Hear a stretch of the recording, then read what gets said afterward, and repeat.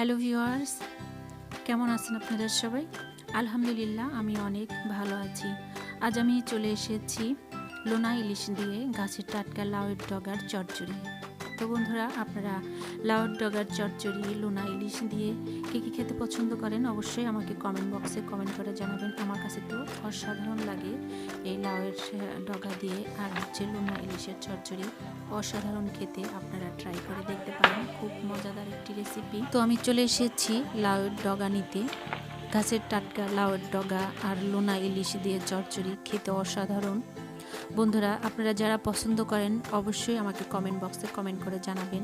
আর আমার ভিডিওটা ভালো লাগলে অবশ্যই ছোট্ট একটা লাইক দিয়ে পাশে থাকা ছোট্ট বেল আইকনটি অল প্রেস করে দেবেন, যাতে নতুন কোনো ভিডিও আপলোড দেওয়ার সাথে সাথে নোটিফিকেশনটি পৌঁছে যায় সবার আগে আপনার কাছে।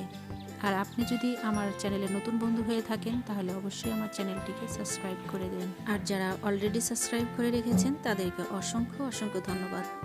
তো বন্ধুরা, আমি প্রায় 1.5 মাস পর চলে আসলাম আমি আমার রান্নাঘরে রান্না করার জন্য। তো বন্ধুরা, এটা হচ্ছে লোনা ইলিশ। আর লোনা ইলিশ প্রচুর লবণ দিয়ে রাখা হয়, যার কারণে এটার নাম হচ্ছে লোনা ইলিশ। আর এই লোনা ইলিশকে খুব ভালো করে ধুয়ে নিতে হবে। আমি এটাকে গরম পানি দিয়ে বেশ কয়েকবার ধোয়ার পরে গরম পানিতে ভিজিয়ে রেখেছিলাম।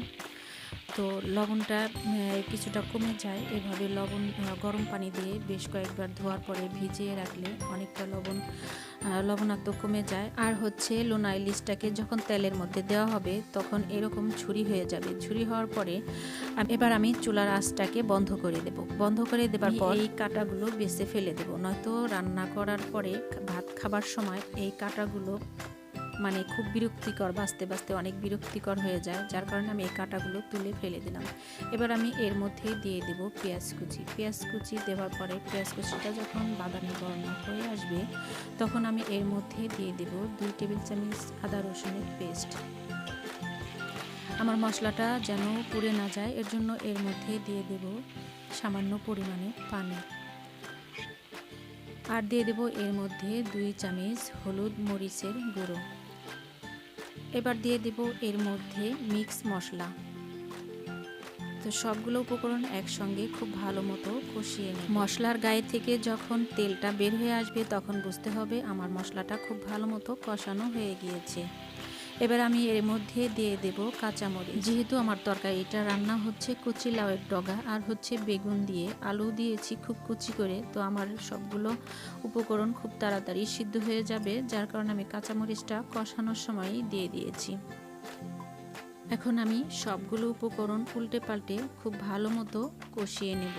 এবার আমি ঢাকনা দিয়ে ঢেকে রেখে দেব 5 মিনিটের জন্য। তো ফিরে এলাম আমি 5 মিনিট পরে। 5 মিনিট পর আমি আবার আরেকটু উল্টে পাল্টে দেব। তো এর মধ্যে আমি সামান্য পরিমাণে লবণ দিয়ে দেব, কারণ লোনা ইলিশে প্রচুর পরিমাণে লবণ থাকে, তো এটা বুঝে আমাকে লবণটা দিতে হবে। তো সামান্য পরিমাণে লবণ দিয়ে দিয়েছি। আর দিয়ে দিয়েছি যে লাউয়ের ডগার মধ্যে কয়েকটা পাতা ছিল, এই পাতা। আবারও সবগুলো উপকরণ একসঙ্গে খুব ভালো মতো উল্টে পাল্টে দিয়ে আমি ঢাকনা দিয়ে ঢেকে রেখে দেব 5 মিনিটের জন্য। তো ফিরে এলাম 5 মিনিট পরে। তো আমি আর একটু উল্টে পাল্টে দেব। এবার লাউয়ের পাতা থেকে কিছুটা পানি বের হয়ে এসেছে। তো আমার সবগুলো উপকরণ কষানো হয়ে গিয়েছে। এবার আমি সামান্য পরিমাণে পানি দেব।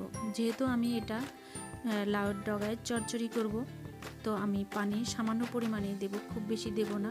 ঝোল ঝোল রাখলে আপনারা যদি ঝোল ঝোল খেতে পছন্দ করেন তাহলে আর একটু পানি দিতে পারেন। তো আমি এখানে চচ্চড়ি করব, তো আমি এতটুকু পানি দেব যাতে আলু আর লাউয়ের ডগাটা সিদ্ধ হয়ে যায় এবং পানিটাও শুকিয়ে যায়।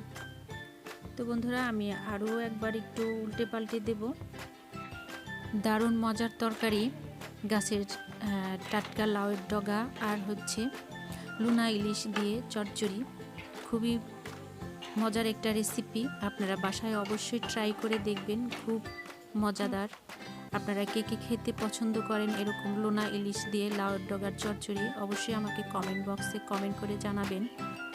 তো তৈরি হয়ে গেল আমার লোনা ইলিশ দিয়ে কচি লাউয়ের ডগার চচ্চড়ি রেসিপি।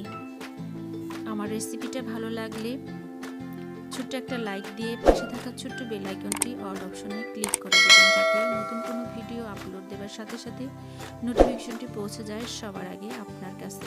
আজ এ পর্যন্তই, আবার দেখা হবে নতুন কোনো ভিডিওর মাধ্যমে। সে পর্যন্ত আপনারা ভালো থাকবেন, সুস্থ থাকবেন, আর আমি বিদায় নিচ্ছি। আল্লাহ হাফেজ।